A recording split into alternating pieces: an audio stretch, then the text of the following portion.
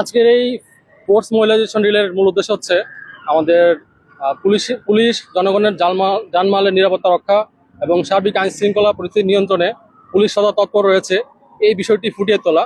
আমাদের সম্মানিত range DIG স্যারের নির্দেশক্রমে এবং পুলিশ সুপার স্যারের সার্বিক তত্ত্বাবধানে এই ফোর্স মোবিলাইজেশন ড্রিল অনুষ্ঠিত হচ্ছে। আমরা জনগণকে সচেতন রাখছি, পাশাপাশি বিশেষ চেকপোস্ট পরিচালনা করা হবে। আজকে অবৈধ যানবাহন আটক, মাদক উদ্ধার ইত্যাদি প্রতিরোধে আমাদের আজকের এই ফোর্স মোবিলাইজেশনটি অনুষ্ঠিত হচ্ছে। কোনো নাশকতা বা নিরাপত্তা আশঙ্কা নেই। এটি আমাদের একটি নিয়মিত আয়োজন। আপনারা অতীতেও দেখেছেন বিভিন্ন সময় আমাদের এই জেলায় ফোর্স মোবিলাইজেশন ড্রিল অনুষ্ঠিত হয়েছে।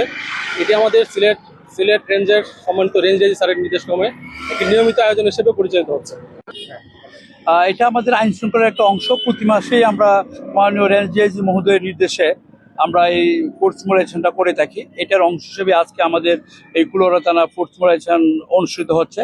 আমরা জনগণকে সচেতন করছি, আর আমরা এই মদ, জুয়া এবং যে কোনো প্রকার এই কিশোর গ্যাং থেকে শুরু করে সব অপরাধের বিরুদ্ধে কুলাউড়া থানা পুলিশ সর্বদা পাশে আছে।